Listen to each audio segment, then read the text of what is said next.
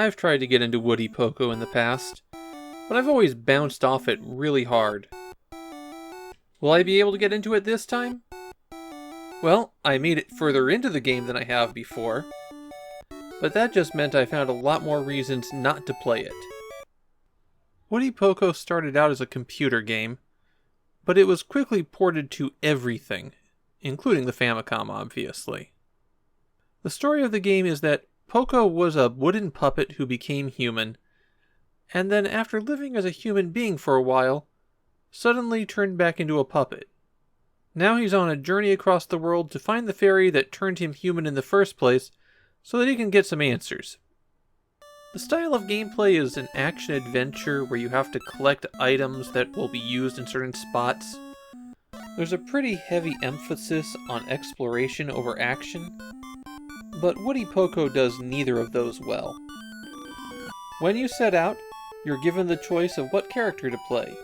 You can be Poko, or you can be a girl. That's not some kind of weird bit. The game literally only identifies her as girl. If you choose to play as girl, then the game is set to an easier mode. All items in shops are half off, and some guys will give you clues that they wouldn't give to Poko. You attack with the item held in your right hand by pressing B, and you jump by pressing A. If you press B while you're in the air, you'll both attack and bring out your parasol, which will let you float further. You can hit start to bring up your inventory screen, and you always start off with a potion, some balls, and a pair of shoes. On the inventory screen, press A to put an item in a slot, press B to switch which slot you're using. The balls are best used in your right hand because they're a thrown weapon and you have about 100 of them. The potion can go into your left hand. Items in your left hand are used automatically. And the third position is the body. Those red shoes will make you run faster if you equip them.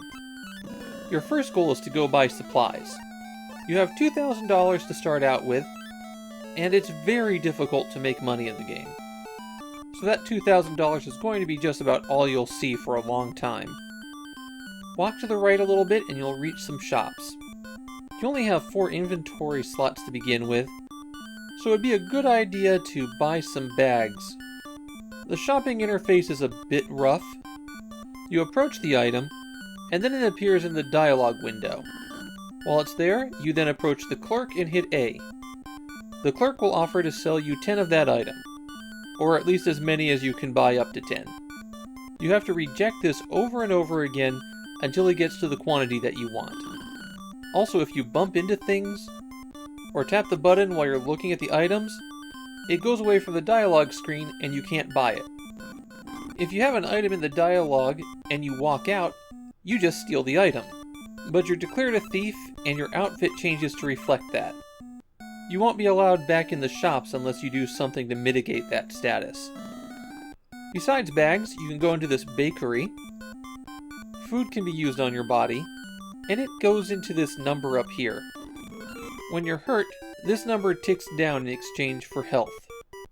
The berries can be used as weapons as well, though they're not as good as the balls you start out with. They travel in a parabolic arc that makes it hard to hit anything. This store sells shoes. The red ones make you go faster, and the blue ones make you jump higher. And you can use multiple copies of the shoe. This shop offers candles and lamps.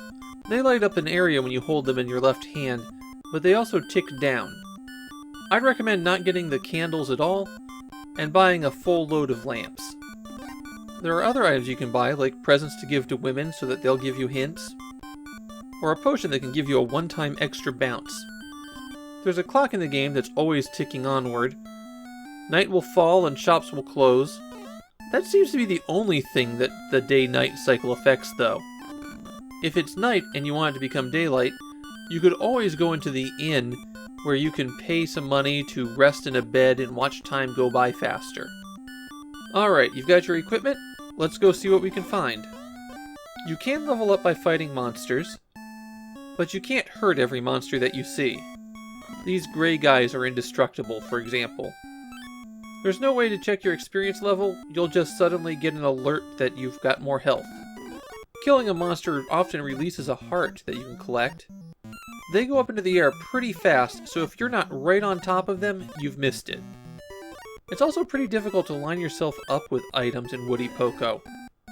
The skewed perspective here is pretty confusing, and there's not much leniency to being a little bit above or below a thing. What you'll want to keep an eye out for as you explore are holes. You can walk on top of them, and then if there's something below them, you'll descend to the next level down.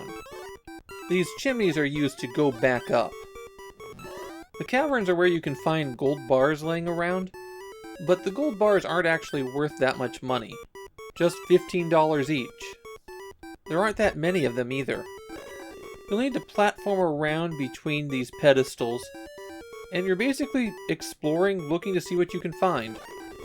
You can bounce on these rocks and they send you high. Some areas have a strong wind that affects you if you try to float, and you can find shops down in the dungeon.